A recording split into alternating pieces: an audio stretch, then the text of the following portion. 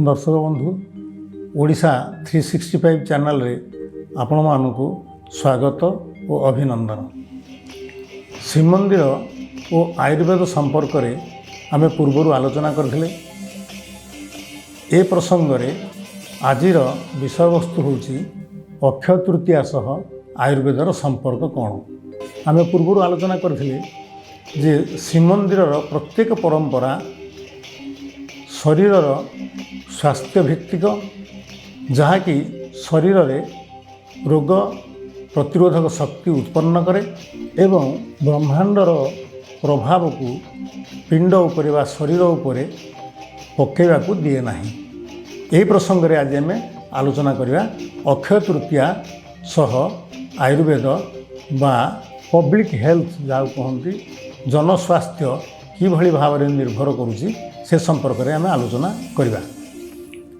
आलोचना पूर्वर आम बर्तमान विचार करिया जे ए समयटी होची कौन। समय को काल कहुए। काल अर्थात कलयति इति काल। जे समय को कलना करे ताकू काल कहुए। काल होची दी प्रकार, गोटे होची आदान काल, गोटे होची विसर्ग काल। आदान काल रे सूर्यंकर प्रचंड रौद्रताप शरीर समस्त रस धातु शोषि नहीं थाए। केवल शरीर नुहे पृथ्वी पृष्ठ थिबा समस्त उद्भिद जगत और प्राणी जगत मानकर रस को से शोषि नहीं थिबा हेतु ताको आदान काल कहुए। एवं ए आदान काल होची आमर आमे जदि ओडिया रे देखिबा ये होची ग्रीष्म ऋतु। आमे पढ़ीचे मधुबाबूंकर वर्णबोधरे ग्रीष्म वैशाख ज्येष्ठ मास प्रचंड रौद्र प्रकाश। वैशाख एवं ज्येष्ठ मास होची प्रचंड रुद्र तापर समय। ए समय रे शरीर समस्त जलीय अंश को सूर्य प्रचंड रौद्रताप माध्यम शोषि नहीं थांती। एवं ए समय रे प्रथम दिन ग्रीष्म ऋतुर वैशाख मासर शुक्ल पक्ष तृतीया तिथि को अक्षय तृतीया कहुए। ए अक्षय तृतीया संबंध रे विभिन्न पुराण बा विभिन्न किंवदंती रही मध्य से जगन्नाथ संस्कृति रे अनेक प्रकार किंवदंती सह अक्षय तृतीया संपृक्त थिले मध्य मुख्यतः आमे आयुर्वेदर सूत्र उपर आधारित तारी उपरे में आलोचना करिवा। आयुर्वेद मतरे आज दिन ठारू शरीर धातु क्षय प्रक्रिया आरंभ हुए। धातु अर्थ कौन? शरीर को जे धरी रखी ताको धातु कहुए। धारणा धातु मुच्यते। किए रखी ना मनीष शरीर को 7टी धातु धारण करके रखिछन्ति। सेगुड़िक हेले रस, रक्त, मांस, मेद, अस्थि, मज्जा और शुक्र। एणु कहुई जे रसाद रक्त ततो मांस, मांसान मेद प्रजायते, मेदो स्वस्ति ततो मज्जा, मज्जाया शुक्र संभव। ये जो 7 धातुर आद्य धातु होची रस धातु। ये रस धातु आसे कौठू? आमे जो चतुर्विध आहार सेवन करिथाउ चव्य, चोष्य, पेय और लेह, ये समस्त खाद्य रस अंतरमंडल आचूषित होई जाई शरीर रे रस धातु रे परिणत हुए। यदि आम विज्ञान दृष्टि विचार करिया ताहले मेसेंट्रिक भेन द्वारा आचूषित होई हेपाटिक भेन दे से लिभर रे पड़े एवं लिभर रे आयुर्वेद मतरे रंजक पित्त द्वारा रंजित होई रक्त धातु रे परिणत हुए। अतएव रक्त, रक्तरु मांस, मांस क्रम शुक्र धातु पर्यंत धातु है 7गोटी। ये जो रस धातु जितेबाला ग्रीष्म ऋतु रस धातुर अत्यधिक क्षय हुए, यही क्षय रक्त धातु प्रभाव पकाए एवं रक्त मांसरे, मांस मेदरे, मेद अस्थिरे, अस्थि मज्जारे एवं मज्जा शुक्र प्रभावित करे। यह अनुलोम क्षय कहा जाए।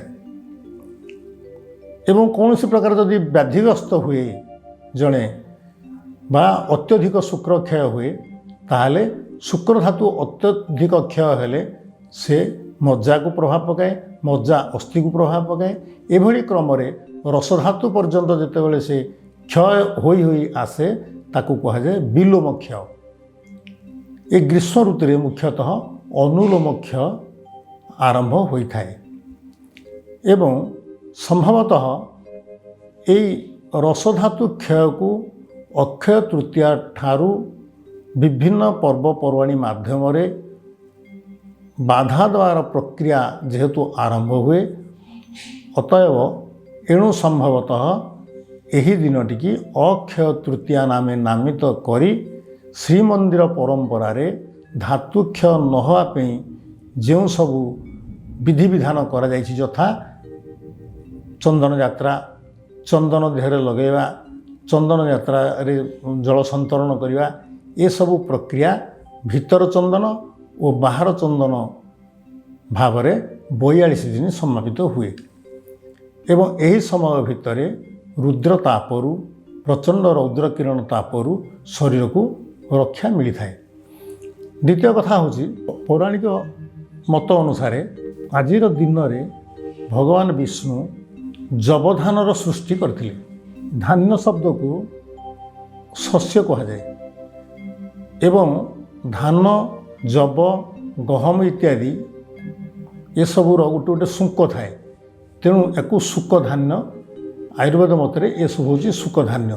ଏ ଶୁକ ଧାନ୍ୟ ମଧ୍ୟରେ ଯବ ଧାନ୍ୟଟି ହେଉଛି ଅତ୍ୟନ୍ତ ଲଘୁ ଏବଂ କେତେକ ପୁରାଣ ମତରେ ଆଜିର ଦିନରେ ହିଁ ଶ୍ରୀ ବିଷ୍ଣୁ ଯବଧାନ ପୃଥିବୀ ପୃଷ୍ଠରେ ସୃଷ୍ଟି କରିଥିଲେ ଏବଂ ତୃତୀୟା ଚନ୍ଦନଞ୍ଚ, ଅର୍ଥାତ୍ ଏ ତୃତୀୟା ତିଥିଟି ବା ଅକ୍ଷୟ ତୃତୀୟା ତିଥିଟି ହେଉଛି ଚନ୍ଦନସ୍ୟ ଚ, ଚନ୍ଦନର, ଅର୍ଥାତ୍ ଆଜି ଦିନରେ ଯୋଡ଼ିଏ ଜିନିଷ ଦାନ କଲେ ପୁଣ୍ୟ ମିଳେ ବୋଲି କୁହାଯାଏ। ସେଥିରୁ ଗୋଟିଏ ହେଲା ଚନ୍ଦନ ଏବଂ ଦ୍ୱିତୀୟ ହେଲା ଯବଧାନ୍ୟ। ଏ ଦାନ କରିବାର ପରମ୍ପରା ସମ୍ଭବତଃ ଏଇଥିପାଇଁ ଅଛି ଯେ ଆଜି ଦିନଠାରୁ ଦୁଃଖୀ, ରଙ୍କି, ଗରିବ ଲୋକ ସମସ୍ତେ ଟିକେ ଦେହରେ ଚନ୍ଦନ ମାରିବାର କଥା ବା ଚନ୍ଦନ ଦିଗ୍ଧାଙ୍ଗ ହୋଇ ସ୍ନାନ କରିବାର କଥା ଏବଂ ଚନ୍ଦନ ଦିଗ୍ଧାଙ୍ଗ ହେବା ପରେ ଅତ୍ୟନ୍ତ ଲଘୁ ଖାଦ୍ୟ ଯବଧାନ୍ୟରୁ ପ୍ରସ୍ତୁତ ସତୁ ସହ ଶର୍କରା ମିଶାଇ ପିଇବାର କଥା। ଏହି ଗ୍ରୀଷ୍ମ ଋତୁରେ ଅତ୍ୟନ୍ତ ଗ୍ରୀଷ୍ମତାପ ହେତୁ ଶରୀରରେ ବାତ ବୃଦ୍ଧି ହୁଏ, ତେଣୁ ଗୁରୁଦ୍ରବ୍ୟ ଭୋଜନ କଲେ ବାୟୁର ପ୍ରାବଲ୍ୟତା ବଢ଼େ। ଏଣୁ ଆଜି ଦିନରେ ନିହାତି ଯବଧାନ୍ୟରୁ ପ୍ରସ୍ତୁତ ସତୁକୁ ଶର୍କରା ମିଶ୍ରିତ କରି ସେବନ କରିବା ଉଚିତ ଏବଂ ଯେହେତୁ ଅନେକ ଗରିବ ଲୋକଙ୍କ ଘରେ ଏହା ମିଳେ ନାହିଁ, ତେଣୁ ସମ୍ଭବତଃ ଆଜି ଦିନକୁ ଦାନ ଦେବା ପାଇଁ ନିର୍ଦ୍ଦିଷ୍ଟ କରାଯାଇ ଆଜି ଦିନ ଚନ୍ଦନ ଏବଂ ଯବଧାନ୍ୟ ଦାନ କଲେ ପୁଣ୍ୟ ମିଳେ ବୋଲି ଶ୍ରୀମନ୍ଦିର ପରମ୍ପରାରେ ରଖାଯାଇଅଛି। ତେଣୁ ସଂକ୍ଷେପରେ ଦେଖିବାକୁ ଗଲେ ଗ୍ରୀଷ୍ମ ଋତୁର ପ୍ରଭାବ ପଡ଼ିବା ପୂର୍ବରୁ ଶରୀରର କ୍ଷୟ ପ୍ରକ୍ରିୟାକୁ ରୋକାଯାଇପାରୁଥିବାରୁ ବା ପ୍ରତିରୋଧ କରାଯାଇପାରୁଥିବାରୁ ଏହାର ନାମ ସମ୍ଭବତଃ ଅକ୍ଷୟ ତୃତୀୟା ରଖାଯାଇଅଛି ଏବଂ ଆଜିଠାରୁ ଚନ୍ଦନ ଯାତ୍ରା ଆରମ୍ଭ। ବାହାର ଚନ୍ଦନ ଆଜିଠାରୁ ମଣି ବିମାନରେ ଜଗନ୍ନାଥଙ୍କର ବିଜେ ପ୍ରତିମା ଆଜିଠାରୁ ଚନ୍ଦନ ପୋଖରୀକି ବିଜେ ହେବେ ଏବଂ ଏଇଭଳି ପର୍ବ ମାଧ୍ୟମରେ ଶରୀରକୁ ଗ୍ରୀଷ୍ମତାପରୁ ରକ୍ଷା କରି ନିଜ ଦେହରେ ପ୍ରତିରୋଧକ ଶକ୍ତି ଉତ୍ପନ୍ନ କରିବା ପାଇଁ ସମ୍ଭବତଃ ଏସବୁ ପର୍ବ ଗୁଡ଼ିକ ବିଧାନ କରାଯାଇଅଛି, ଯାହାର ବର୍ଣ୍ଣନା ଆୟୁର୍ବେଦରେ ମୂଳ ସୂତ୍ର ଆକାରରେ ଲେଖାଯାଇଅଛି।